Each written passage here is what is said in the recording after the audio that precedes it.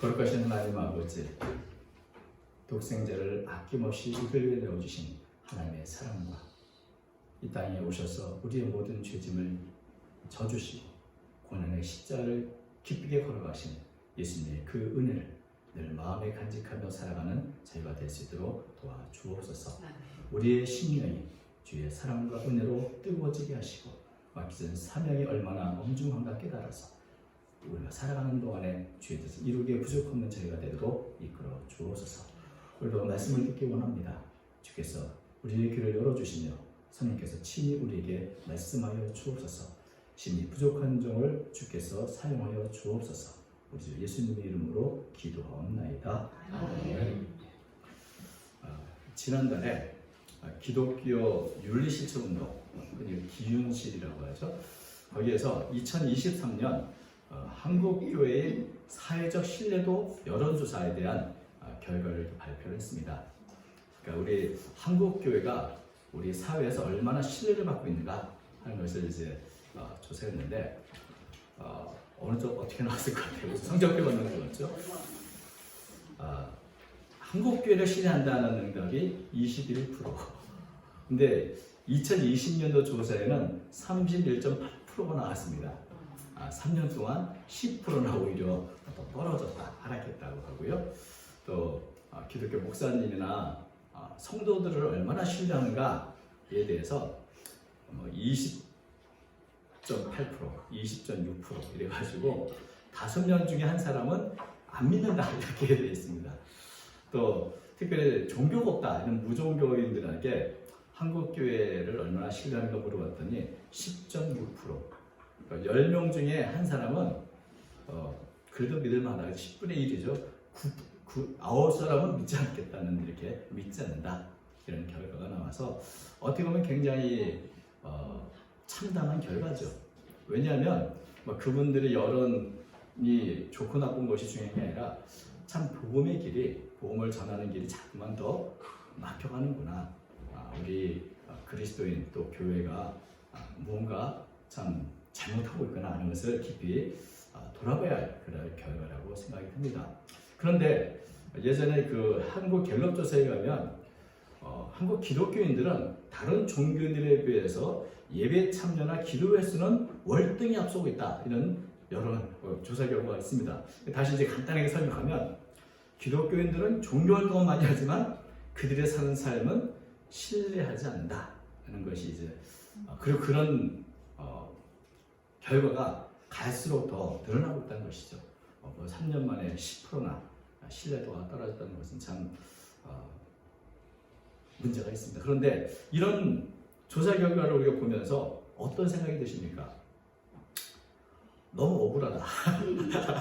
우리는 열심히 살았는데, 우리는 저 믿음대로 예수님의 사랑을 저는 애쓰고 살았는데 왜 이렇게 우리를 못 믿는 거야? 라고 하고 참 결과가 잘못된 거 아니야? 라고 이렇게 생각하는 분도 있을지 모르겠습니다. 때로는 정말 내가 제대로 못 살아서 그렇구나. 참 내 아주 전곡을 아주 꼭 찔는 그런 결과라 이렇게 또 생각하는 경우도 있겠죠. 근데 중요한 거는 사람들이 우리를 어떻게 생각하는가, 이것보다 더 중요한 게 뭡니까? 과연 하나님은 나를 어떻게 보고 계시고 나의 삶을 어떻게 평가하실까? 이게 더 중요한 게 아니겠습니까? 과연 여러분, 세상 사람들은 우리를 이렇게 신뢰하지 않는다고 말하는데 하나님은 과연 우리를 어떻게 보고 계실까? 저는 오늘 이 호세아서를 통해서 한번 좀 생각을 하려고 합니다. 우리가 잘 아시는 대로 이 호세아 선지자는 북이스라엘에서 사역을 했는데 북쪽 이스라엘도 참 하나님의 백성입니다. 그런 하나님의 백성이라는 명분을 갖고 살지만 살아가는 모습은 우상을 섬기고 세상의 사치와 혁명을 즐기면서 또 가난한 일을 억압하는 하나님의 백성의 명분이 있지만 하나님의 백성답게 살지 못한 그런 모습을 보여주고 있습니다. 그래서 호세아 선지자는 그들에게 하나님께로 돌아가야 한다, 회개해야 된다, 이런 아주 회개 메시지를 굉장히 강력하게 촉구를 했습니다. 그래서 호세 전체에 26번이나 하나님께로 돌아가자 이런 메시지를 전한 그런 선지자였습니다. 그리고 또 4장 6절에 보면은 내 백성이 지식이 없으면 망한다. 하나님을 제대로 알지 못해서 망하는 길을 가고 있다. 이렇게 한탄하며 하나님의 마음을 전하고 어떻게 하든지 하나님을 알기를 또 하나님께 돌아가기를 이렇게 전했던 선지자입니다. 그러나 우리가 알 것처럼 이스라엘 백성들은 이런 선지자의 말을 듣지 않았고 결국 최종적으로 아수르 제국에 의해서 멸망을 당하죠. 그런 맥락에서 오늘 사실 6장 1절부터 6절을 좀 살펴봐야 합니다. 근데 6장 1절과 3절을 보면 오라 우리가 여호와께 돌아가자. 여호와께서 우리를 찢었으나 도로 낫게 하실 것이요 우리를 치었으나 싸매어 주실 것입니다. 이 1절부터 3절에 있는 구절에 대해서 두 가지 해석이 이렇게 나옵니다. 하나는 이것은 이스라엘 백성들이 그냥 입에 발린 회개의 어떤 소리다. 이 하나님께서 징계를 내리니까 우리가 참 하나님께 돌아가야지 하는 입에 발린 거짓 회개의 목소리다. 이렇게 해석하는 분이 있고요. 또 하나는 하나님께서 주시는 이 안타까움을 갖고 호세아 선지자가 좀 우리 하나님께 돌아갑시다 라고 하고 이렇게 호소하는 그런 해석이 있습니다. 그래서 사실 이 본문에는 이게 누가 지금 말하는 것인가 좀 모호한 부분이 있어서 해석이 좀 갈리지만 결과는 똑같습니다. 결과는 결국은 이스라엘 백성들이 그런 생각했던 아니면 호세아 선지자가 이렇게 강력하게 호소했던 결과는 그들은 결국 진실한 회개가 없이 멸망의 길을 계속 갔다는 것이죠. 그래서 4절부터 나오는 하나님께서 한탄하시는 모습이 나온다는 것으로 우리가 생각해 볼 수 있습니다. 그래서 저는 1절부터 3절을 호세아 선지자의 아주 간절한 호소라고 보는 입장입니다. 왜냐하면 우리가 좀 전에 본 것처럼 호세아 전체가 하나님께로 돌아가야 한다. 이것을 몇 번이나 강조해서 말하는 것과 이 1절에서 3절 말씀이 굉장히 일맥상통하기 때문에 이건 호세아 선지자가 다시 한번 하나님의 마음으로 이렇게 간절히 호소한다고 보는 것입니다. 하나님 앞에서 호세아를 멸망해가는 이스라엘 백성을 뭐라고 그럽니까? 우리가 살 길은 하나밖에 없다. 하나님께로 돌아가야 된다. 오라 우리가 여호와께 돌아가자. 여호와께서 우리를 찢으셨으나 도로 낫게 하실 것이요 우리를 치었으나 싸매어 주실 것입니다. 더 이상 하나님을 떠나서 자기 멋대로 살다가는 정말 망할 수밖에 없으니 돌아가자. 하나님께 돌아가면 살 길이 있다. 희망이 있다. 지금 너무나 처참하고 좀 힘든 환경이기 때문에 어떻게 우리가 무슨 면목을 하나님께 돌아가겠어 라고 생각할지 모르지만 그렇지 않다. 어떤 형편이든지 우리가 하나님께 돌아가기만 하면 하나님은 우리를 고치실 것이다. 이런 이제 메시지를 전하는 것입니다. 지금 이스라엘 백성들은 정말 모든 면에서 힘겨운 멸망을 향해 가는 길이 있습니다. 마치 사자에게 찢겨진 그런 아주 깊은 처참한 상처 속에 있는 그런 모습과도 같습니다. 근데 누가 이렇게 찢으셨는가? 놀랍게도 하나님께서 이스라엘 백성들이 그렇게 징계를 하셨습니다. 왜냐하면 그 앞에 있는 구절 5장에 보면 14절을 보면 이렇게 되어 있죠. 내가 하나님께서 하신 말씀입니다. 내가 에브라임에게는 사자 같고 유다 족속에게는 젊은 사자 같으니 바로 내가 옮겨갈지라 내가 탈취해 갈지라도 건져낼 자가 없으리라. 하나님께서 아주 무서운 사자처럼 젊은 사자처럼 하나님의 백성들을 대하셔서 움켜서 찢으셨다는 겁니다. 아니 답변하기 적당한 말을 찾지 못했어요. 죄송합니다. 제가 발음이 좀 안 좋아가지고 아니 하나님께서 왜 그 사랑하는 백성들을 이렇게 비참하게 만드셨나? 왜 이렇게 비참하고 처참한 지경까지 몰아가셨는가? 사자처럼 핥히고 삼키려고 이렇게 찢으셨는가? 이런 생각을 하셨습니다. 때로는 참 하나님 너무 가혹하시다 이런 생각을 하게 됩니다. 그런데 여러분 하나님께서 왜 하나님의 그 사랑하는 백성들에게 사자처럼 무섭게 대하고 계십니까? 왜 그들을 찢으셨습니까? 조금 이상하게 들리지만 그들을 사랑하기 때문에 그렇습니다. 그냥 놔둘 수가 없는 것이죠. 어떻게 하든지 이 사람들이 이 하나님의 백성들이 더 이상 멸망의 길, 죄의 길 가지 않도록 하기 위해서 하나님께서는 무섭게 경고하시고 때로는 그를 찢으시기까지 그를 막으신 겁니다. 어떻게든지 하나님께 돌아오라고 하시는 말씀인 것이죠. 그래서 15절은 계속해서 이렇게 말합니다. 그들이 그 죄를 뉘우치고 내 얼굴을 구하기까지 내가 내 곳으로 돌아가리라. 그들이 고난받을 때 나를 간절히 구하리라. 이렇게 아프고 상처가 있으면 하나님을 찾겠지. 하나님께로 돌아오겠지. 그래서 그것을 기다리고 그렇게 무섭게 대할 것입니다. 언제나 몇 번이나 강조해서 또 반복해서 말하지만 하나님의 징계하시는 목적은 죽이려고 하는 것이 있는 것이 아닙니다. 살리려고 하는 것입니다. 어떻게 하든지 본래 자리로 회복하기 위해서 때로는 우리가 보기에는 좀 가혹하기만큼 이렇게 대하고 계신 것입니다. 우리가 잘 아는 요나 이야기가 있습니다. 하나님의 명령을 어기고 멀리 도망을 쳤던 요나. 그 요나를 하나님이 내버려 두셨습니까? 아닙니다. 동풍을 예비하셨죠. 또 커다란 물고기를 예비하셨죠. 그래서 요나가 담배를 더할 수 없이 흔들어가지고 요나로 하여금 바다에 던져지게 하셨습니다. 그 바다에서는 큰 물고기가 그 요나를 삼켜가지고 죽은 것 같은 고통, 물고기 뱃속에서 3일 3야를 지나게 하셨습니다. 하나님께서 이처럼 요나를 동포로 흔드시고 또 물고기 뱃속에서 정말 죽을 만큼의 고통을 주신 것은 요나가 너무 괘씸해서 고통을 주려고 이렇게 하셨습니까? 아니면 요나를 사랑하시기 때문에 내버려둘 수 없어서 사명을 회복하기 위해서 이렇게 하신 겁니까? 여러분, 우리가 때로는 하나님의 징계 또 하나님의 허락 가운데 일어나는 여러 가지 고난을 당하기도 합니다. 중요한 것은 그것을 우리를 죽이려고 하신 것이 아니라 우리를 살리게 하시려는 조치인 것입니다. 때로는 의사가 메스를 들어서 살을 찢습니다. 왜? 수술을 하기 위해서, 고치시기 위해서. 그리고 메스를 든 그 상처 부위는 다시 꼬매주십니다. 모든 것을 다 고치고 난 후에는 다 말끔하게 꼬매서 원상복귀 해주심으로 이전보다 더 건강하게 하시고 이전보다 더 복되게 하시는 것이죠. 하나님이 그러십니다. 하나님께서 찢으셨으나 도로 낫게 해주시고 치셨으나 싸매 주실 것이다. 나의 상처를 싸매 주셔서 이전보다 더 건강하게, 더 아름답게, 더 복된 길로 인도해 주시는 겁니다. 우리를 치셨으나 싸매 주실 것이다. 그러므로 호세아 선지자는 이런 하나님께로 우리 돌아가야 된다. 이렇게 간절하게 호소를 하고 있는 것입니다. 하나님께 돌이킨 사람은 어떤 일을 합니까? 생각지 못할 정도로 모든 것이 신속하게 빠르게 회복이 되어 갑니다.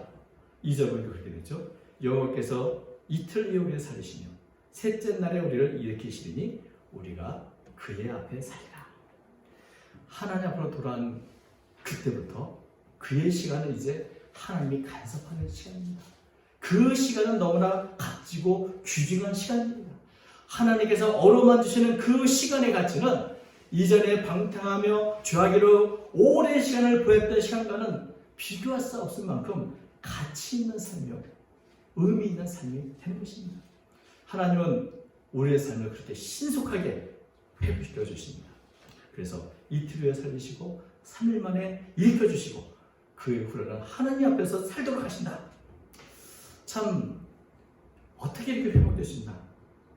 도저히 일어날 수 없을 것 같은 그런 지경이지만 하나님 믿을 수 없는 방법을 이렇게 새롭게 회복을 시켜주시는 것입니다. 그래서 하나님을 떠나서 하나님을 모르고 살았던 모든 세월들을 보상하고도 남을 만큼 그 이후의 삶을 아름답고 복되게 하신 겁니다.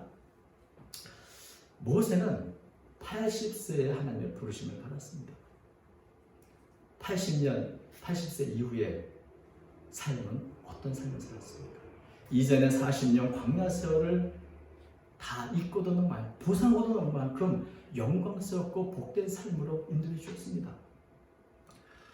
하나님을 만나고 나면 그 이후의 삶은 우리가 생각지 못한 그 가치 있고 의미 있는 삶, 그런 삶을 보내게 하신 겁니다.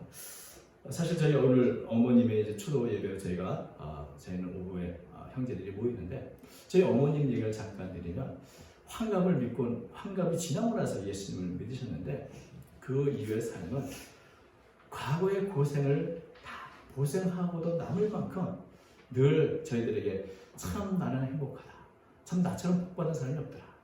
이런 말씀을 정말 입에 달고 이렇게 20년을 사셨다는 것을 제가 기억합니다. 예수님을 알고 나서 하나님 앞에 살고 나서부터는 삶이 달라지는 것이죠. 회복시켜 주실 뿐만 아니라 하나님 앞에서 살리라. 우리가 그의 앞에서 살리라. 호세아 선자는 이렇게 말씀하고 있습니다.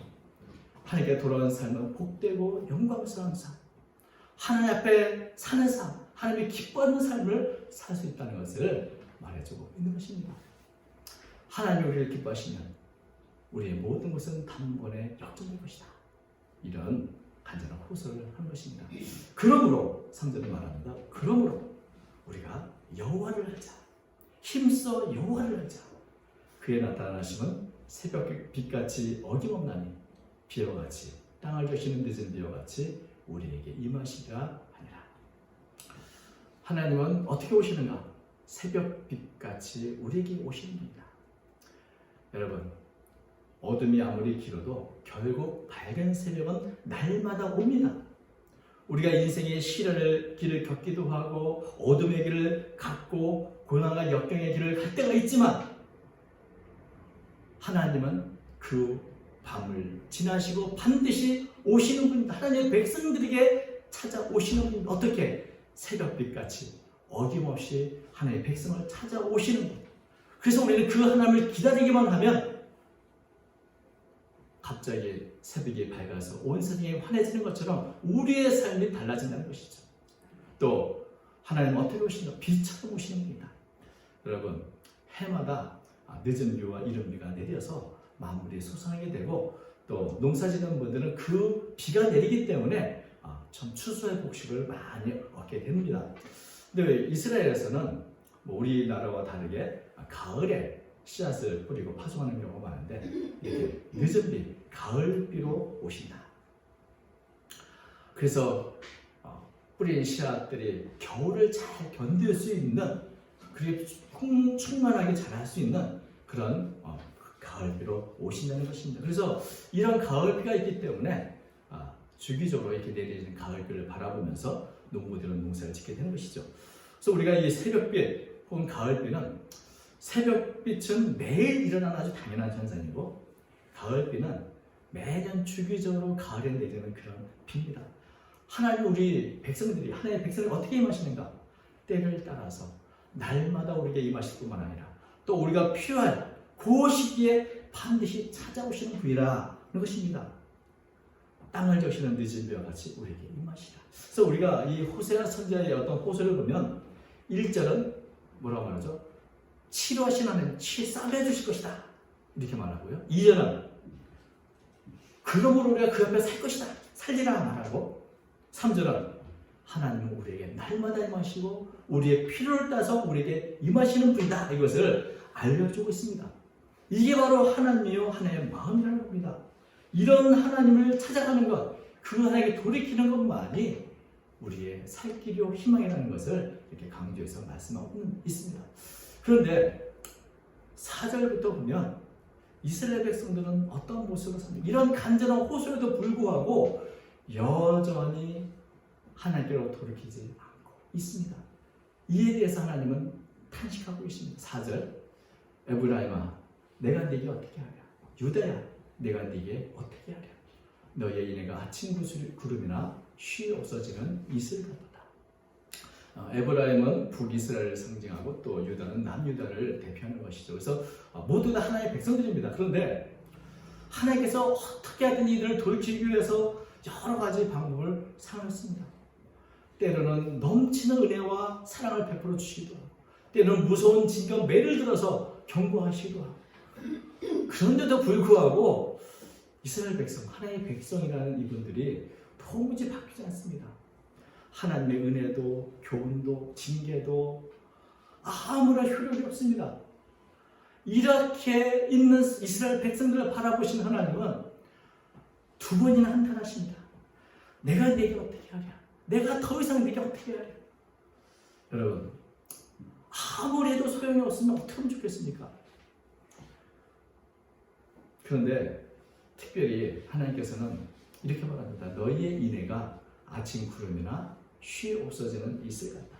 이 말은 이스라엘 백성들의 문제는 제사를 드리지 않는 데 있는 것이 아닙니다. 제사나 번제, 종교 활동은 여전히 계속하고 있는데 문제는 그들의 삶 속에 인애가 없다는 겁니다. 인애. 인애라는 말은 이제 우리나라 말로 정확하게 번역하기 좀 어려운 단어입니다.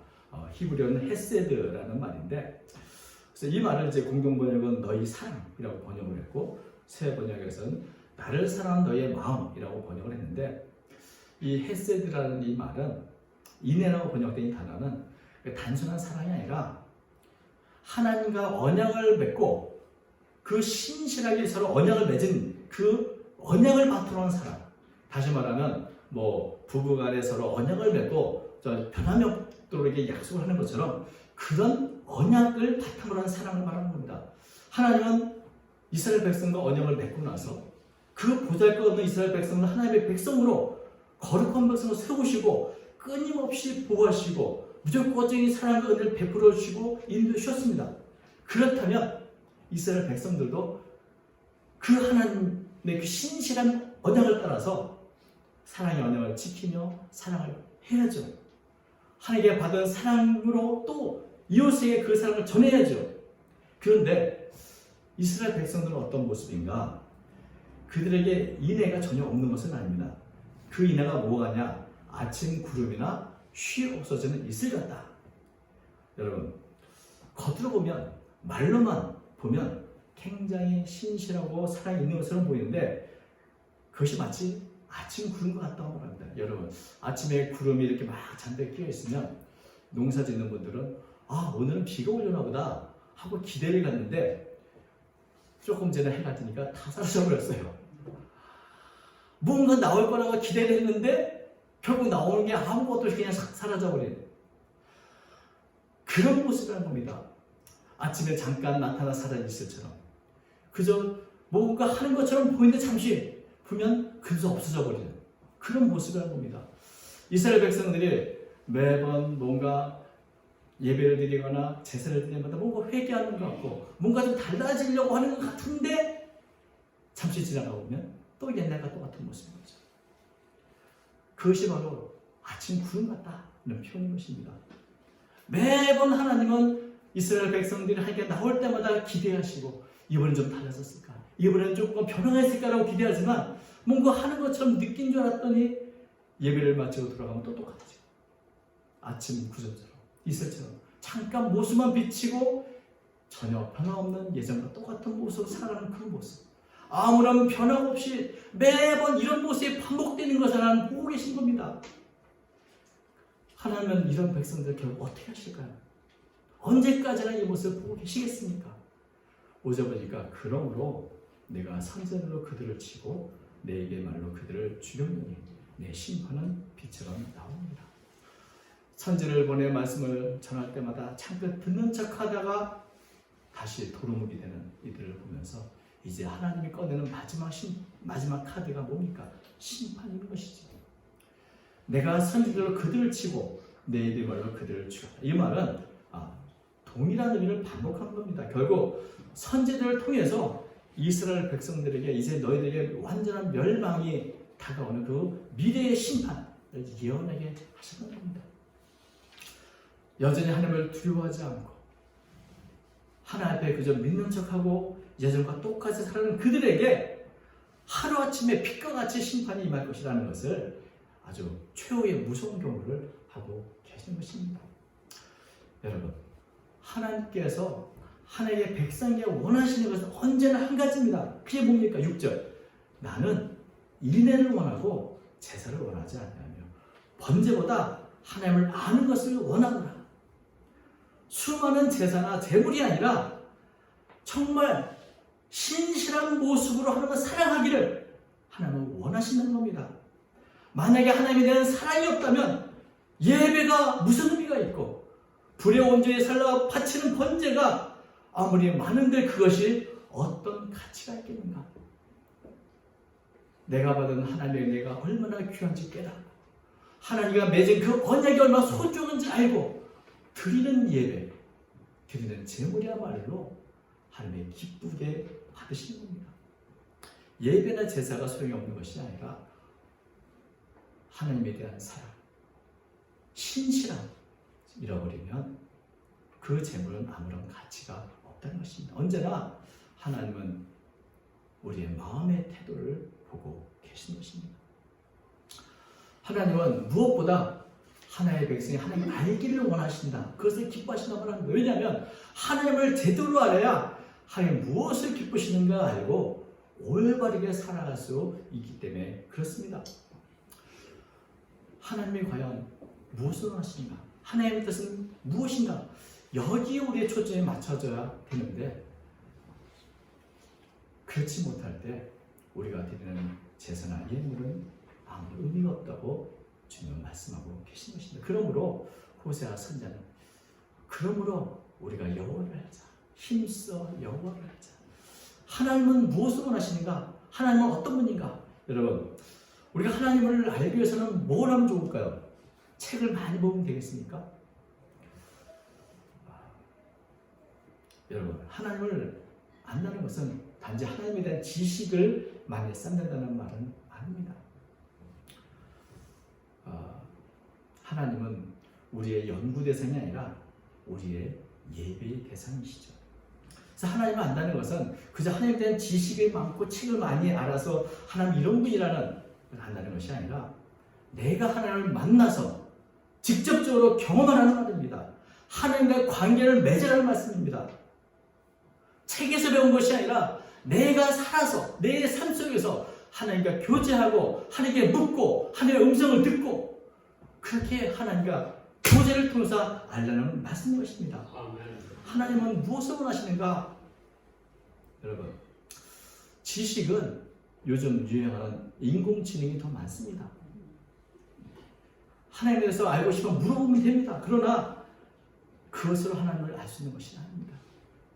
나를 깊이 사랑하시고 내 마음을 만드시는 그 하나님을 내가 만나고 사귀는 것, 그것이 하나님을 알아가는 가장 좋은 방법인 것이죠. 저는 여러분들 압니다. 어떻게 합니까? 그저 이름만 알고 얼굴만 아는 것이 아니라 오랜 세월 겪으면서 알게 되는 것이죠. 여러분들도 저를 압니다.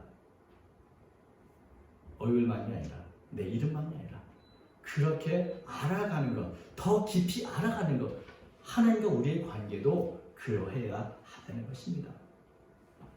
그래서 여호와를 알자, 힘써 여호와를 알자는 말은 배우자는 말이 아니라 더 깊이 하나님과 관계를 맺고 하나님과 교제하자 이런 뜻인 것이죠. 그리고 하나님의 뜻을 깨닫고 그 하나님 뜻대로 살아가자 이런 말인 것입니다. 이것이 바로 하나님과는 참된 지식이고 하나님을 원하시는 인내, 이 언약을 바탕한 사랑이라고 볼 수 있는 것입니다. 그래서 우리는 날마다 정말 하나님께서 내게 원하시는 게 뭔가, 내가 어떻게 살기 원하시는가, 기독교가 왜 사회의 신뢰를 이루는가? 여러분, 우리가 회복을 위해서 가장 먼저 해야 할 것은 내가 정말 하나님을 제대로 알고 하나님을 원하시는 뜻대로 살고 있는가? 이것을 살펴봐야 될 줄로 믿습니다.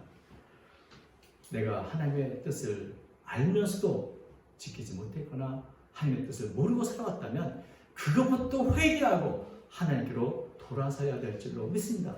그럴 때 하나님의 놀라운 치유의 역사, 회복의 은혜, 그리고 복되고 영광스러운 삶을 우리는 날마다 경험할 수 있게 되는 것이죠. 하나님은 여전히 날마다 우리에게 임하시고 때때로 우리가 필요할 때마다 늦은 비와 같이 임하시는 분인데 그런 은혜를 우리가 받을 수 있게 되는 것입니다. 그리고 우리가 이런 하나님의 뜻에 합당한 삶을 살아갈 때 하나님의 은혜와 사랑을 이 사회에 전해주는 축복의 통로의 삶을 살게 되는 것입니다. 오늘도 이런 은혜가 우리 모두에게 임하시기를 주의 이름으로 축원합니다. 거룩하신 하나님 아버지, 우리가 우리 자신을 볼 때 너무나 부족하고 연약합니다. 주여 긍휼을 겨워 주옵시고 우리가 하나님의 마음을 깨닫고 하나님을 더 깊이 알아가는 삶을 살아가도록 인도하여 주옵소서. 주님, 호세아 선지자의 한탄, 주님의 한탄 소리를 듣게 하여 주시고 날마다 말씀 안에 우리 자신을 돌아보며 이전보다 더욱 주님을 사랑하는 삶을 살아가는 제 모두가 되도록 인도해 주옵시고 우리의 삶에 하나님이 원하시는 참 변화의 삶을 살아가도록 축복해 주옵소서. 오늘도 함께해 줄 점이 있으며 예수님의 이름으로 기도하옵나이다. 아멘.